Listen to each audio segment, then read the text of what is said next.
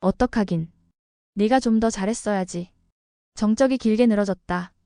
고성이의 목소리는 높지도 낮지도 않았는데 묘하게 벽을 타고 번져나가며 방 안의 공기를 짓눌렀다. 소파 등받이에 몸을 붙이고 앉은 박영란은 천천히 손끝을 모았다. 엄마의 그 말이 처음이 아니라는 걸 알고 있었기 때문이다. 그 말 속에는 늘 단 하나의 의미만 있었다. 내가 엄마처럼 되지 못해서. 엄마. 짧은 호흡이 흘렀다. 저는 그냥 제 생각을 말했을 뿐이에요. 고성이의 손이 찻잔 손잡이를 천천히 들어 올렸다. 제 생각? 그녀는 컵을 내려놓으며 길게 숨을 내쉬었다. 내 생각이 대체 뭐길래 그렇게까지 나를 실망시켜. 박영란은 잠시 눈을 감았다. 이젠 놀라지도 않았다. 엄마가 원하시는 대로 다 했잖아요. 인터뷰도 전시도. 근데 그게 저한테 맞지 않아요. 맞지 않아? 네. 전 엄마가 아니에요. 그 말이 떨어지는 순간 고성이의 미간이 아주 천천히 일그러졌다. 그래. 넌 나 아니야. 근데 네가 여기까지 올 수 있었던 건 누구 덕분인지 알아? 내가 만들어준 자리, 내가 선택한 옷, 내가 갖고 온 이름이야. 그녀는 웃었지만 그 웃음은 따뜻하지 않았다. 그걸 벗어던지겠다고? 지금 와서? 박영란은 고개를 들었다. 엄마는 늘 저한테 잘해라고 말했어요. 그 말이 저한테는 이제 엄마처럼 되라는 말로 들려요. 근데 엄마처럼 살고 싶지 않아요. 그 한마디가 고성이의 귓속에서 천천히 울렸다. 잠시 정적이 흘렀고 고성이는 아주 작은 목소리로 중얼거렸다. 그럼 어떻게 해야 돼? 널 어떻게 가르쳐야 될까? 그 말은 푸념 같았지만 어딘가 차가웠다. 손끝이 탁자 위 서류를 한 장 천천히 쓸어내렸고 서류 구석에는 작은 글씨로 적합성 확인 완료라는 문장이 보였다. 그리고 그때였다. 고성이가 고개를 들어 박영란을 바라보며 말했다. 난 됐는데?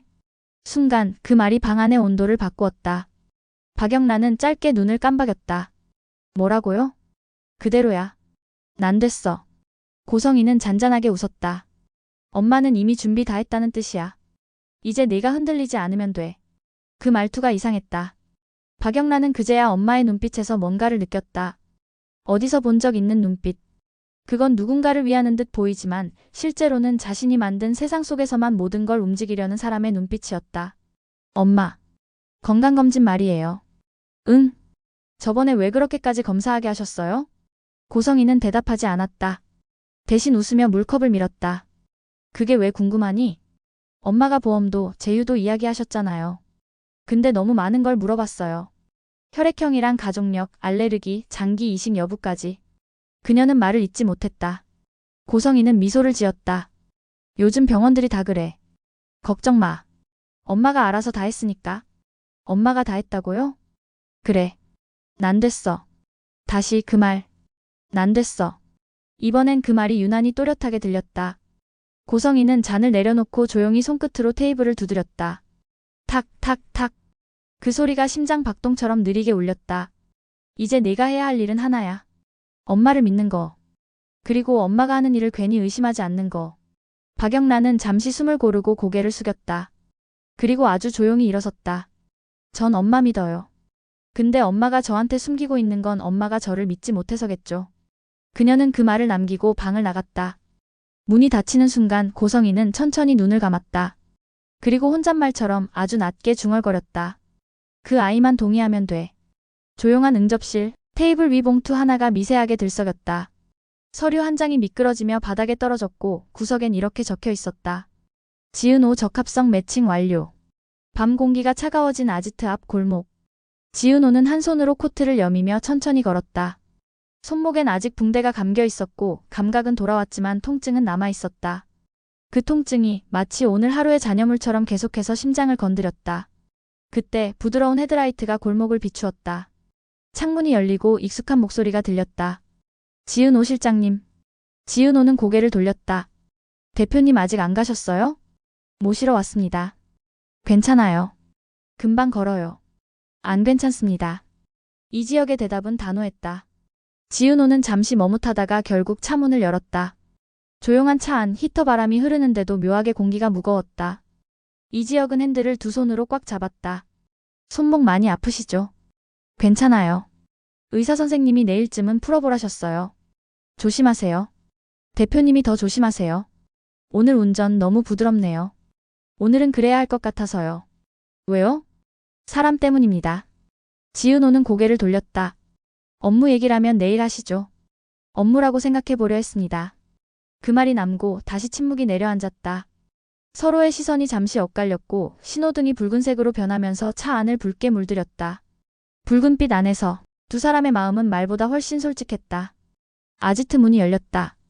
수정이 반갑게 손을 흔들며 다가왔다. 은호야. 오늘은 얼굴이 완전 피곤하네. 조금 정신이 없었어. 지혁 선배도 왔네. 요즘은 두 분 세트야? 이지혁은 짧게 웃었다.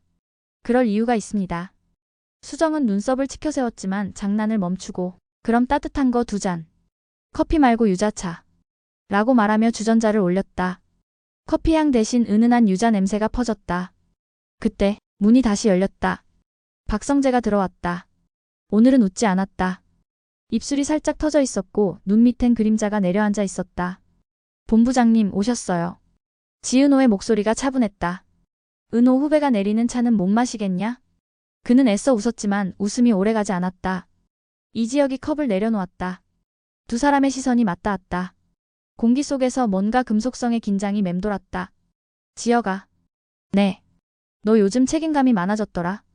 그게 문제입니까? 문제는 아니지. 근데 책임이 사람을 가려버릴 때가 있더라. 이지혁은 짧게 웃었다. 그건 본부장님도 아시잖아요. 그 말이 칼날처럼 부딪혔다. 지은호가 컵을 잡은 손끝이 미세하게 떨렸다. 수정이 눈치를 채고 음악을 틀었다. 낮은 재즈가 흐르자 그제야 숨이 조금씩 돌아왔다. 은호 후배. 박성재가 천천히 물었다. 손목은 좀 어때? 움직이면 아파요. 아프면 쉬어야지. 대표님이 도와주시니까 괜찮아요. 이지혁이 고개를 들었다. 제 책임입니다. 그러니까 네가 문제라는 거야. 박성재가 짧게 말했다. 책임이란 말 뒤에 숨어 있잖아. 지혁아, 네가 지키려는 게 뭔지 확실히 알아. 이지혁은 대답하지 않았다. 대신 컵을 비웠다. 그 시각 고성희의 집 거실은 아직 불이 꺼지지 않았다.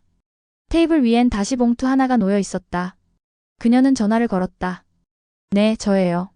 지난번 검사 결과 봤어요. 적합성 문제 없어요. 네, 그 아이는 제가 설득할게요. 준비 다 됐어요. 잠시 침묵. 그리고 아주 조용히 그녀가 다시 말했다. 난 됐는데? 그 한마디에 방 안의 시계 초침이 멈춘 듯 조용해졌다. 밖에서는 겨울밤 바람이 창문 틈을 스쳤고 아지트의 불빛이 하나둘 꺼지며 거리는 고요해졌다. 하지만 이 밤 이미 모든 사람의 마음속엔 같은 그림자가 내려앉고 있었다. 고성희의 완성된 계획, 지은호의 모르는 진실, 그리고 두 남자의 엇갈린 사랑. 그 모든 것이 이제 곧 한 방향으로 흘러가기 시작했다. 카페 안 공기는 무겁게 가라앉아 있었다.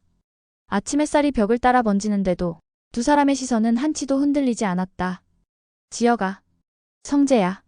짧은 호흡 하나에 오래된 인연이 섞여 있었다. 한때는 밤새 라면을 끓여 먹으며 꿈을 나누던 친구, 지금은 한 여자를 두고 서로를 경계하는 남자. 은호 카풀 그만하자. 왜? 너 그 애 책임진다고 매일 데려다 주는 거 이제 핑계처럼 들린다. 성재야, 그건 핑계가 아니라 진심이야. 진심? 그래. 박성재는 비웃듯 고개를 저었다. 진심이라면서 왜 그렇게 애를 불편하게 만들어? 그 애 요즘 너 눈치 보는 거 모르냐? 이지혁은 잠시 말을 잃었다. 난 불편하게 하려는 게 아니야. 그게 더 문제야. 너 그런 감정에 서툴잖아. 은호 같은 애는 내 감정이 책임인지 설렘인지 구분도 못해. 그 말에 이지혁의 얼굴이 굳었다. 성재야, 네가 뭘 알아? 나보다 오래 알아온 것도 아니잖아. 그래, 올해는 아니야. 근데 내가 고백은 했어. 그래서 뭐? 답은 안 들었지만 그래도 난 아직 그 애한테 장난칠 생각은 없어. 지혁은 잠시 숨을 고르며 고개를 숙였다. 나도 장난 아니야. 그럼 더더욱 그만해. 싫다. 왜? 지켜보고 싶으니까. 지켜보는 게 아니라 붙잡는 거잖아. 붙잡아도 돼. 놓치고 싶지 않으니까. 공기가 찢어질 듯 팽팽해졌다. 박성재가 낮게 웃었다. 진짜 웃긴다. 네가 그런 말 하는 거 처음 본다. 나도 그래. 우린 친구잖아, 지혁아. 그래서 더 못 참겠어. 네가 그 애 옆에 있는 거. 그 순간 둘 사이엔 짧은 침묵이 흘렀다. 그 침묵이 길어질수록 감정이 쌓였다. 그리고 결국 주먹 하나가 날아들었다. 탁! 소리보다 빠르게 감정이 터졌다. 이지혁은 피 묻은 입술을 닦으며 말했다. 이건 네가 먼저 시작했어. 그래. 그럼 끝까지 가보자. 다시 주먹이 맞부딪혔다. 수정이 카운터에서 뛰어들어왔다. 그만 좀 해. 제발. 그녀의 외침에도 두 사람은 멈추지 않았다. 숨이 거칠고 눈빛이 흔들렸고 둘 다 무너질 듯 서 있었다. 잠시 후 성재가 한 발 뒤로 물러났다. 지혁아. 왜? 네가 은호한테 어떤 마음인지. 그 애는 아직 몰라. 그러니까 더는 건들지 마. 그 애는 내 감정의 실험 대상 아니야. 이지혁은 천천히 고개를 들었다. 성재야.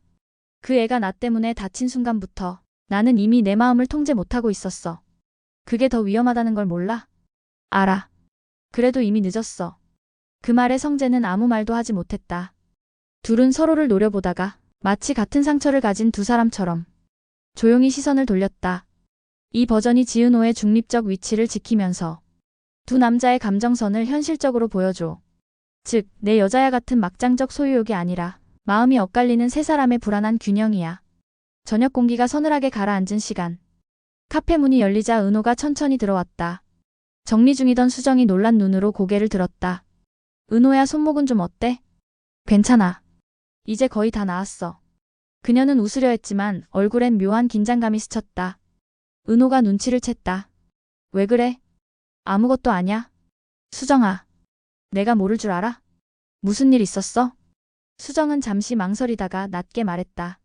지혁 선배랑 성재 본부장. 오늘 싸웠어. 은호의 눈이 커졌다. 싸웠다고?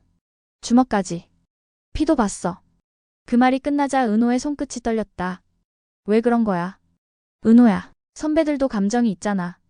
근데 그 감정이 좀 꼬였어. 너 때문에. 은호의 입술이 살짝 떨렸다. 나 때문에? 둘 다 네가 다쳤을 때부터 이상했어. 지혁 선배는 계속 내 곁에 있으려고 하고 성재 본부장은 그걸 못마땅해 하고. 은호의 머릿속이 복잡하게 뒤엉켰다. 지혁의 묘한 눈빛, 성재의 어색한 침묵, 그 모든 게 하나로 엮이는 듯했다. 그녀는 조용히 중얼거렸다. 둘 다 미쳤네. 은호야. 아니야, 수정아. 그냥 답답해서. 그녀는 한참 동안 아무 말도 하지 않았다. 그리고 그날 밤 지혁에게서 온 메시지를 읽었다. 내일 병원 같이 가요.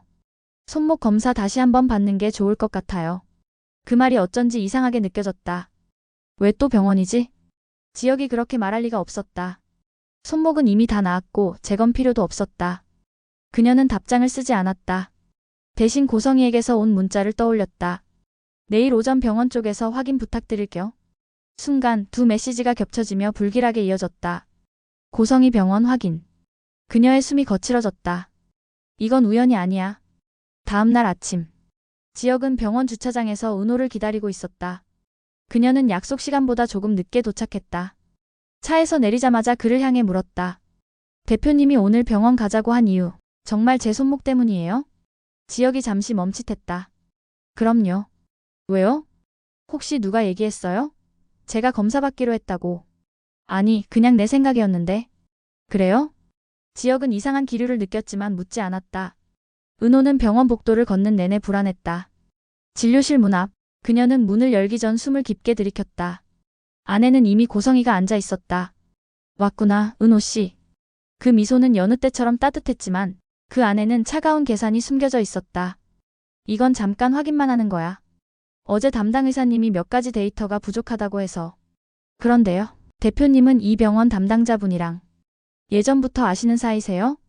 고성희의 미소가 아주 미세하게 멈췄다. 갑자기 그건 왜? 그냥요. 어제 문자 보면서 좀 이상해서요. 순간 눈빛이 흔들렸다. 고성희는 다시 미소를 지으며 손을 뻗었다. 괜한 걱정하지 마. 난 그냥 너 잘 됐으면 좋겠어서. 그 말엔 따뜻함도 위선도 섞여 있었다. 하지만 은호는 느꼈다. 그 미소 안에 무언가가 있다. 그리고 그게 자신에게 향하고 있다는 걸. 한편 지혁은 병원 밖에서 전화를 받고 있었다. 지혁아. 성재야. 지금 어딨어? 병원. 병원? 은호랑? 그래. 그 애 혼자 보내지 마. 그 병원 이상해. 무슨 소리야? 아침에 우리 회사에 전화 왔어. 은호 검사 기록 요청했다고. 그거 고성희 쪽이야. 지혁의 얼굴이 굳었다. 그는 곧장 병원 안으로 뛰어들어갔다. 진료실 문이 열리고 지혁은 숨을 몰아쉬며 외쳤다. 은호 씨. 고성희가 천천히 돌아섰다. 그 표정엔 놀람도 없었다. 그저 예의 그 완벽한 미소. 대표님, 왜 그렇게 놀라세요? 지혁은 한 발 앞으로 나섰다. 이게 다 뭐예요? 고성이는 짧게 웃었다. 아무것도 아니에요. 그냥 검사 하나 더 하는 것 뿐이에요. 그럼 제가 같이 있겠습니다. 그건 안 돼요. 여긴 환자 프라이버시가. 은호 씨는 제 동업자입니다. 제가 지켜야 할 사람이에요. 그 말에 은호의 눈이 흔들렸다. 그녀는 지혁을 바라보다가 고성이의 얼굴을 다시 봤다. 그 순간 고성이의 눈빛이 잠깐 스쳤다. 그리고 은호는 알았다. 그 눈빛이 사랑이 아니라 소유라는 걸. 그날 밤 고성이는 집에 돌아와 박영란의 방 문을 열었다. 영란은 침대 위에서 창백하게 누워 있었다. 그녀는 손끝을 쓸어내리며 낮게 말했다. 엄마. 왜? 나 무서워. 요즘 몸이 이상해. 괜찮아. 이제 다 잘 될 거야. 정말? 그래. 엄마가 다 해놨어. 그녀는 천천히 무섭도록 부드럽게 웃었다. 난 됐는데? 이제 넌 괜찮아질 거야. 박영란은 눈을 감았다. 그 말이 왜인지 더 무섭게 들렸으니까. 이제 진짜 화려한 날들이 시작됩니다. 다음 화가 궁금하시다면 구독과 좋아요로 함께 해주세요.